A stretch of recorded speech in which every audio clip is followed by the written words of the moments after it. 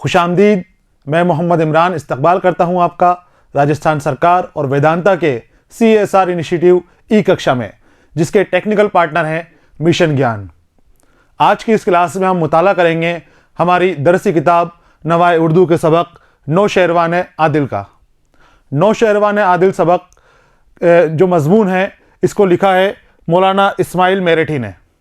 मौलाना इस्माइल मेरठी बच्चों के शायर के नाम से मशहूर हैं और उर्दू अदब के अंदर आप बहुत मशहूर हैं और आपकी शख्सियत किसी जानकारी की मोहताज नहीं है। सबक के इस हिस्से के अंदर, इस सबक को फिर से मैंने 3 हिस्सों में बांटा है और पहले हिस्से के अंदर हम मौलाना इस्माइल मेरठी की सवाने हयात के बारे में बात करेंगे, आपकी खुद कलाम की खुसूसियात के बारे में बात करेंगे और फिर हम सबक के बारे में बात करेंगे।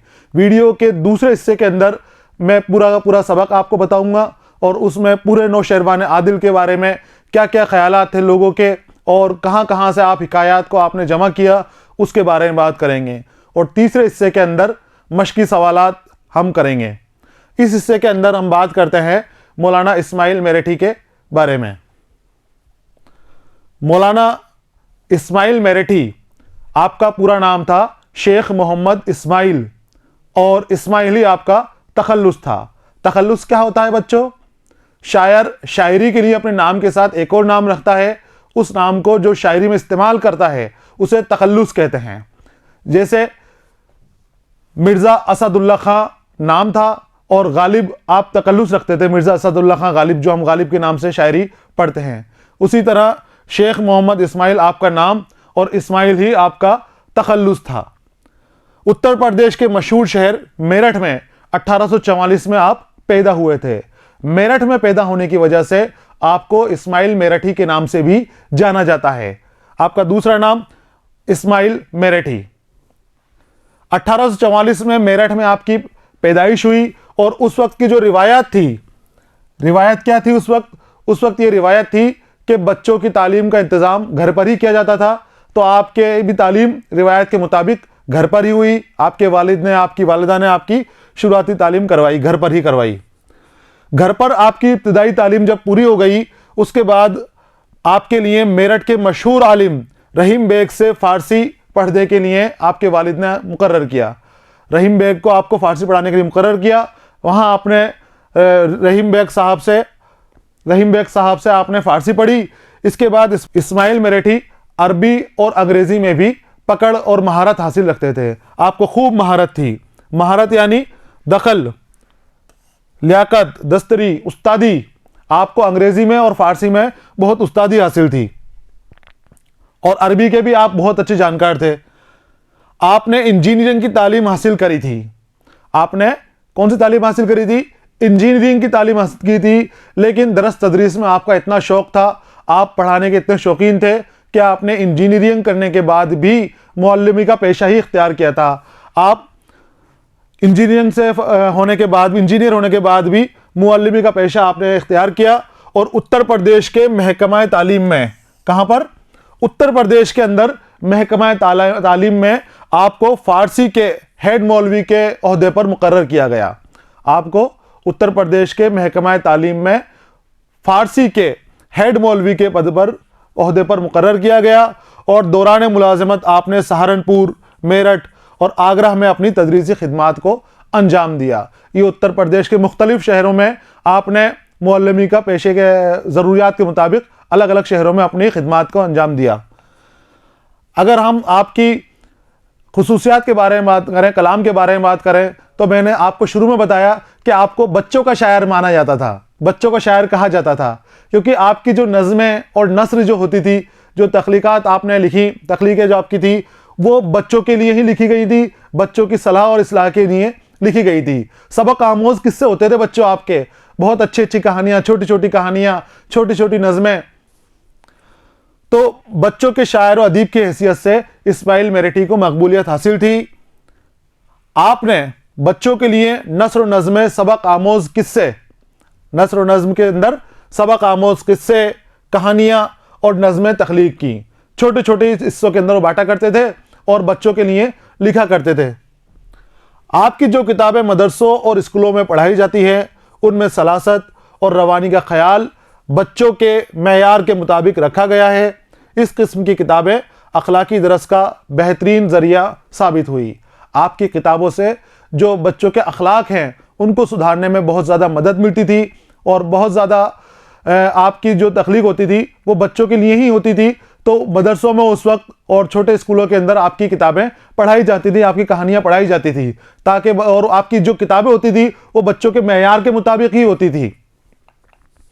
अब हम इस्माइल मेरठी की ज़िंदगी के बारे में और विलादत के उनके इंतकाल के बारे में बात करते हैं कि मौलाना इस्माइल मेरठी 1891 में मुलाजिमत से सुबुकदोश हुए।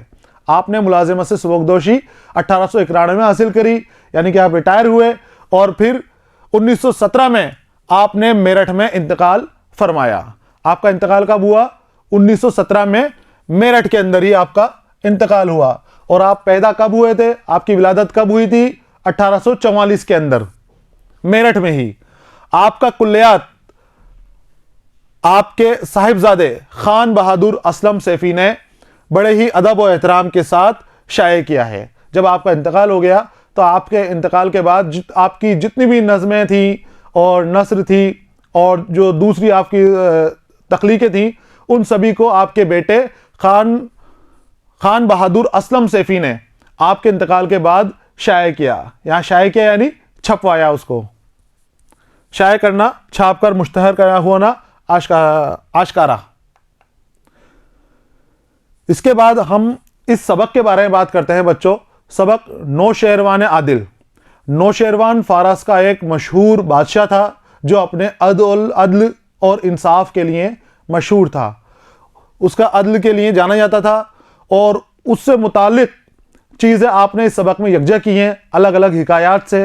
हिकायात कहते हैं बच्चों छोटी छोटी कहानियाँ, सबक आमोज़ कहानियाँ कि जिससे हमें सबक मिलता है, कुछ सीख मिलती है उन कहानियों से। उन कहानियों को हिकायात कहा जाता है। तो आपने अलग अलग हिकायात से जो नौशेरवान आदिल के बारे में थी उनको जमा किया, जमा करके आपके लिए लेकर आए एक जगह इकट्ठा करके उन्हें। तो नौशेरवान आदिल से मुतालिक सबक में मौलाना इस्माइल मेरठी ने ईरान के मशहूर हाकिम और फरमान रवा नौशेरवान के अदल और इंसाफ से मुतालिक हिकायात को मुख्तलिफ किताबों से जमा किया है। जैसा कि मैंने आपको बताया, अलग अलग किताबों से आपने हिकायात को जमा किया। नौशेरवान आदिल से मुतालिक मसाला आपको जो चीज़ें आपको जहाँ जहाँ भी मिली, चाहे वो मौलाना निज़ामी की किताबों से मिली या शेख सादी की किताबों से मिली या किसी और कई और किताबों से आपको मिली, आपने उनको जमा किया, यकजा किया और उसको आपके इस सबक के अंदर शामिल कर दिया। इस सबक में क्यों शामिल किया? क्योंकि आपका नज़रिया ये था कि आप नौशेरवान आदिल के किस्से पढ़कर, उनकी कहानियाँ पढ़कर आपको अदल और इंसाफ के बारे में जानकारी मिले और आप अपने मन के अंदर या आपके अंदर भी अदल और इंसाफ का जज्बा कायम हो सके। इन सब के पीछे मुसन्निफ का मुतमईन नज़रिया यह है कि बच्चों को नौशेरवान के किस्से ज़रिए अदल और इंसाफ और रहम दिली का दरस दिया जाए। आपको इस किस्से के ज़रिए दरिया दिली, अदल और इंसाफ और रहम दिली का दरस दिया जाए। आपको बताया जाए कि हमेशा रहम दिली करनी चाहिए लोगों के साथ, दरिया दिल बनाए हुए रहना चाहिए और इंसाफ का दामन, इंसाफ को कभी नहीं छोड़ना चाहिए, बेइंसाफ़ी कभी भी नहीं करनी चाहिए। सबक में जाबजा मालूमात फराहम कराने की गरज से ईरान के मशहूर व मारूफ अशखास और सलातीन का जिक्र यहाँ पर किया गया है। इस सबक के अंदर आपने ईरान के, क्योंकि जो नौशेरवान हैं ये ईरान के ही हाकिम थे, ईरान के फारस से ही हाकिम थे और उनकी बात जो उनके बारे में लिखा है वो अशखास भी ईरान से और फारस से ही थे। तो आपने उनको सबकी हिकायात को एक जगह यकजा किया और आपके लिए लेकर आए हैं ताकि आपको सबक मिल सके और इंसाफ के आपके अंदर इंसाफ की तरफ आप तवज्जो दे सको। तो ये थी बच्चों मौलाना इस्माइल मेरठी की सवाने हयात, उनकी खुसूसियात तहरीर और सबक नौशेरवान आदिल के बारे में मुख्तसर जानकारी। अब हम अगले वीडियो के अगले हिस्से के अंदर नौशेरवान आदिल के बारे में पढ़ेंगे। किन हिकायात से और किस किस की हिकायात आप लेकर आए हैं आपके लिए, वो हम उसका मुताला अगले वीडियो में करेंगे। तब तक के लिए पढ़ते रहिए, खुश रहिए। अलविदा।